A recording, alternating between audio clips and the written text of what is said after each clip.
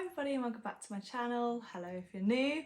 If you are a regular watcher or subscriber, you'll probably notice a bit of a change. I have changed the colour of my hair. I've been blonde for so long. I've gone for a bit of a change, mix up to kind of this sort of coppery brunette colour.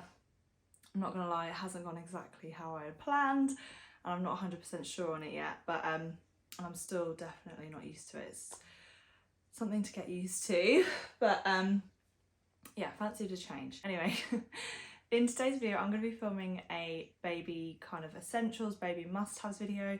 I did film one of these, but this was ages ago now, and it was from sort of newborn up to 3 months, but Novely is now nearly 15 months, so obviously a lot of the stuff has changed and our essentials and must-haves have kind of differed and kind of progressed as she's gotten older. But I will say I did just look back at that video to kind of figure out what I'd already included and what I had in the video last time, but there is a lot in there that we still use to this day, so they're definitely essentials. I will link that video below if you want to go and have a look at that, if your baby's slightly younger, and obviously some of those things that I've mentioned we still use now, so it's probably a good one to kind of have a look at anyway. But this is going to be more focused on from sort of then until now. It's kind of quite a broad age range, but I do find that a lot of the products are just things that you use repetitively and you kind of use them over a long period of time, I guess. That's why this is kind of going to be quite a broad age gap, but it's just stuff that we have used a lot between now and then. Said in the last video, take this with a pinch of salt. This might be something that really works for us, it might not work for you and your baby, but these are kind of some essentials that we've been using and that we've found really helpful in the past kind of year, really. I can't believe she's now heading on to 15 months. It's absolutely crazy. She's kind of in that early toddler phase now, so she's not really a baby anymore, but she's not quite full-fledged toddler. She's kind of like in that in-betweeny bit. So these are kind of products that we've used and found really helpful within that time. So starting with number one, these aren't in any kind of order, they're just kind of all flung together. The first one I'm going to mention is an Alexa or an Amazon Echo. This is something that we have used. This might answer your question. I just set her off. Yeah, our Amazon Echo is something we have used every single day, multiple times a day, probably since that video. I think I mentioned in the previous video that we did get a dot for her bedroom, which is still up there, and we do use it all the time. When she was little, we relied on white noise a lot to help her sleep. It was kind of a really good sleep aid. As she progressed and got a little bit older, white noise wasn't quite so effective. I think when they kind of get that little bit older, white noise isn't something they can associate with. It was kind of what they heard. It was similar to noises in the womb, but obviously when they get a little bit older and they become more aware of their surroundings and whatever, it might not be quite as soothing, and we just found it wasn't working as well as lullabies. So I link it to my Spotify and we play a playlist at night time through it. It's like a 9-hour playlist, so I put it on when she goes to bed, and then I'll just restart the playlist when we go to bed to make sure that it's playing the whole night through. It's great because it doesn't stop, it keeps playing, so if she does stir in the night, she's still got the lullabies playing from what it was when she fell asleep, and it's been really helpful to us. We use it, like I say, every night we use it, and every nap time. And also we don't use it just for the lullabies either. We will listen to nursery rhymes and Disney songs and all sorts on there, and I'm pretty sure you could probably link it up to kind of stories and audiobooks and that type thing as well. So I think it's definitely something that we will continue to use for a long time, and it's something that she'll start to learn to use as well. Like when she's talking, she'll ask it things and all that kind of stuff, and they have that like Father Christmas talking on there around Christmas time.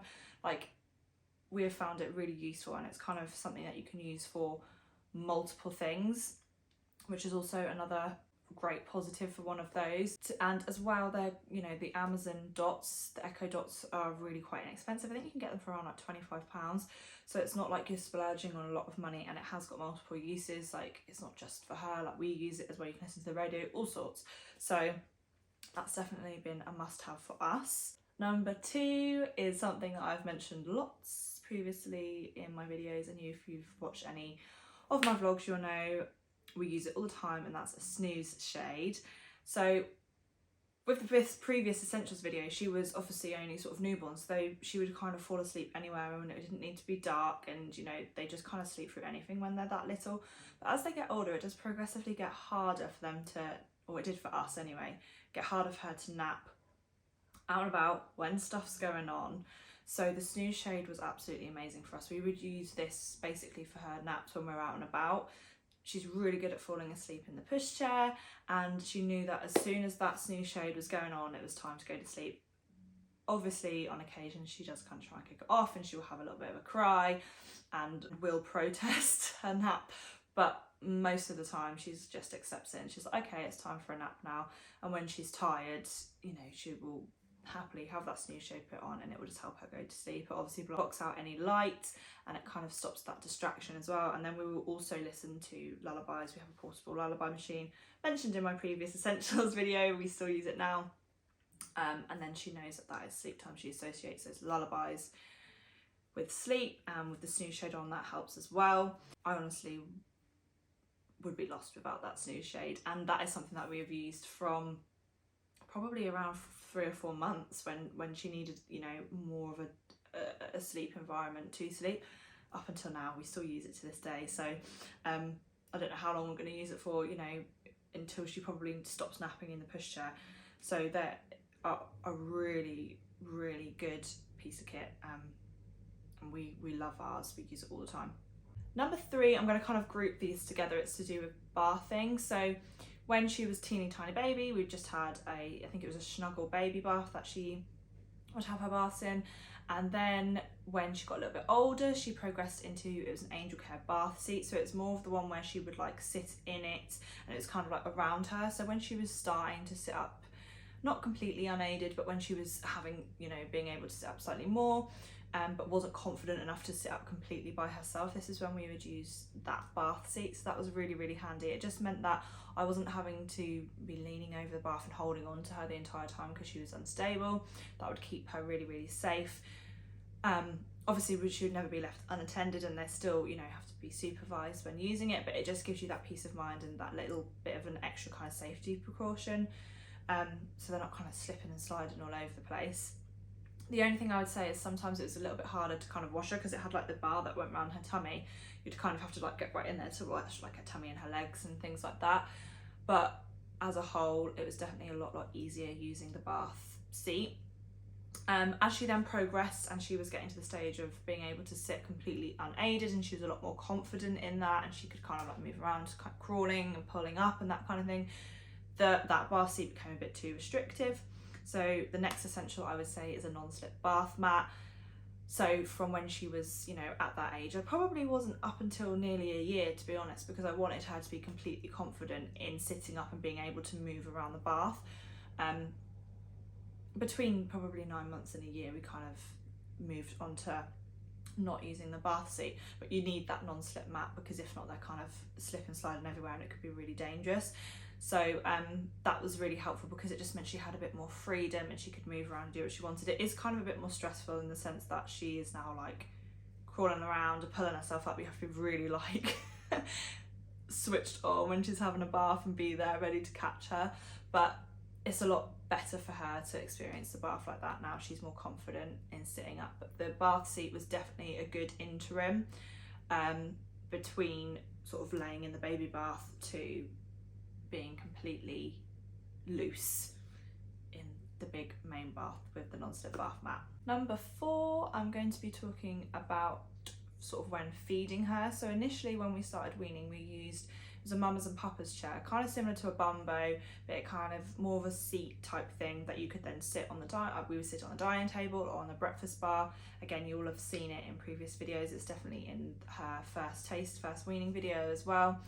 Really, really helpful, really great for when they're kind of that little bit smaller. Her high chair was too big for her at this stage because we started weaning her. She was nearly 6 months, probably like 2 weeks off 6 months. Obviously she was quite little then. She was a little bit later to sitting up unaided as well, so she needed that extra support for that kind of like seat. That, I call it a bumbo seat, but it's not because I think bumbo's a different brand, but it was a mama's and papa's one that we got. But it was really, really helpful to kind of have somewhere for her to sit whilst I was getting stuff done, because again she wasn't sitting up unaided, but she didn't want to be laying down, so that was handy then. And it was also great for that in-betweeny stage of her high chair. Not quite big enough to sit in her high chair, so we use this a lot. This is what I use just to kind of feed her, and it's really easily portable, like I said, so we could bring it here, there and everywhere. Sometimes she'd be sitting in the living room with it, sometimes on the dining table, in the kitchen, all sorts of places. It also had the little play activity bit on front of it, so that would kind of keep her entertained. So that was really handy from sort of between 5 to probably around 9 months, I would say. We stopped using that. We then started using her high chair. We sort of transitioned from that to the high chair a little bit earlier than 9 months. It's kind of hard, it's all a blur, to be honest. But we then got to the stage where we could then move on to her high chair. Her high chair I absolutely love. This is a top essential, definitely. It's a Kidley high chair. I love the way it looks because it's wooden and it's like grey and it just fits in really nicely, but it's also really practical. You can kind of move it up to different levels, so it's kind of for when they're smaller, and you can move it so it kind of grows with them. It has the tray kind of like flips over from behind, so you can then use the tray, but it's also great because you can just keep the tray off it. And now she's a year, I push her up to the table and she'll sit and eat from the table with us. So it's really great transition because it works as a high chair for when they're little, and then it progresses with them. So you can take the tray completely off, you can take the front section off that holds them in, and then you can use it just as a chair, so they can sit at the dining table with you. So when she gets older, when she's not using it as a high chair, doesn't need to be strapped in as much, but when they're too little to sit on an actual dining chair because they're just too small, they have to like sit on cushions and stuff, this is really handy because it will suit her up until she's like 5. So it wasn't ridiculously expensive either. There is another brand, I can't remember what it's called, but they're really expensive. Is it Stoke maybe? They're really expensive, but this was I think about £135, which I don't think is too bad. It's probably not the comfiest, so that's why we used the kind of Mama's and Papa's comfy seat when she was littler, because it had more support and was more comfy. But this is definitely something that this high chair that we've got from Kidley, we have used so much and got loads of use out, and I know that we will continue to use it as well. So that's another great thing when looking for products, is that it's something like you can use it for an extended period of time, because cost per use is just nothing. Sticking with kind of the feeding side of things, number 5 is this silicone suction plate that I got her. We have used like bamboo plates that have the suction bit on the bottom, but this one is like more of a matte style with a bit of a plate on it. Now this is great to encourage her feeding. If you're doing baby-led weaning, this is really good. I wanted something that didn't have like sections or compartments in it, because I wanted her food to kind of all mix in together. I'm trying to get her to kind of pick off the plate what she wants and kind of eat whatever, rather than sectioning off food. Obviously some things you would want to section off, but I just wanted something that I could just shove it all in, if she's having a roast dinner or something, that can all just be chucked in together. And this is great because it does stick to the table. I will say she can pull it off if she really tries, but if she's distracted by food and eating, it's fine. It's just normally when she gets towards the end of when she's getting full, she'll then just try and pull it off and throw it on the floor. But it's good to encourage self-feeding and baby-led weaning and all that type of stuff. Easy to clean as well, and even if I just want to put like some finger foods in there whilst I'm then feeding her a puree, like she's got some fruit in there or some veggies, something like that, and I've then got the puree that I'm feeding her as well. It's just handy because it just encourages her to do that little bit herself, and she's kind of involved and got something to do rather than just sitting there being bored waiting to be fed. And again, it can be placed on the tray on the high chair, or what I now do most of the time is put it on our dining table and she'll sit up the dining table in her high chair and eat from that. Number 6 is also kind of food related, but it is her cup. She uses a Munchkin 360 cup to have her water in, and like beaker, I don't really know what you call it, but I call it a cup. We're really enjoying using that at the minute because it kind of helps encourage her to use it more as like an open top cup. We also do open top cup drinking as well, but obviously it's more messy and it's kind of more limited. We do it more sitting at the table, whereas the other cup we can take out and about and she can just have it wherever she is. But it just encourages that more of like tipping it up type thing. I've used so many different cups, beakers with her, ones with straws, ones with a sippy top, and to be honest, she didn't grasp the Munchkin 360 one straight away. I tried that from sort of 6 months with her weaning journey and she couldn't quite get it. She wouldn't drink from it properly. So it has taken quite a few months, but sort of from when she was between sort of 11 to 12 months is when she's started using that the best. She did go through a stage of preferring one with a straw. I feel like it's trial and error, and sometimes you have to progress and build up to certain things, because if they're used to like a baby bottle, it's kind of weird to then go to more of an open cup style drink. But now she's that little bit older, and kind of grasping that is definitely become the best beaker, best cup for us to use, and I think it's encouraging the right kind of movements and drink with her. But honestly, just trial and error, and I've bought loads of different ones just to get her to try and drink. But we get on really well with it now, so that is one of our favourites. Number 7 is going to be the teething granules. Now, from what, I don't know, babies can start teething from a really young age that you don't even think they would start to be teething yet, but they do. So I think a lot of products range from probably about 3 months is when potential teething signs could start. But for us, the teething granules were really, really useful. We also liked Ambisol if she was really, really unsettled. That kind of completely numbs the gums, but I did find the granules were really, really helpful and worked really well for us. Definitely essential for a teething baby. She hasn't got any molars or anything in yet. She's only got like 8 front teeth in, so 4 at the top and 4 at the bottom. So I haven't experienced the molars yet, because apparently they can be really, really horrible and really hard work and really painful. So we'll have to get some more teether granules and probably some Ambisol and Calpol and all of that for that. But the granules for us have worked really well, so they're definitely an essential that we used and have been using for a while. Where are we up to? Number 8, I think. Number 8 is Metanium Nappy Cream. This stuff is just amazing. It's like industrial graded nappy cream. So we use like a barrier nappy cream, either Child's Farm or La Roche-Posay, just to kind of keep any nappy rash at bay. But she did have a time where, not so long ago, where her nappy rash really flared up and it was looking really quite sore. I think again was to do with teething, and maybe the transition from formula to cow's milk maybe, or the fact that she's now eating lots more like fruit and veg, like solid fruit and veg. I don't know, but she had a flare up of nappy rash, and that Metanium just nipped it in the bud and completely sorted it out. The La Roche-Posay and the Child's Farm are good as kind of like a preventative, or if you feel like it's starting to kind of happen. I will put nappy cream on her at night time, because she's now finally sleeping through the night, so she'll sleep for 12 hours solid, so that's a long time to go without a nappy change. So I will put barrier cream on them. But if she's got a really bad rash or something that needs to be kind of tackled really quickly, I will use the Metanium, and it is amazing. Number 9 is something that's probably more kind of seasonal, and is kind of something is an essential for us because of the time of year and what stage she's at. That's like a snowsuit, or kind of like a waterproof suit type thing. This is something we've started to use over the past month or so. It's obviously now getting colder, the weather's getting worse, and she is currently at that between toddling and crawling stage. So she's still not 100% confident in walking, and even if she was, I feel like a snowsuit or like a waterproof suit is going to be so handy moving into this time of year.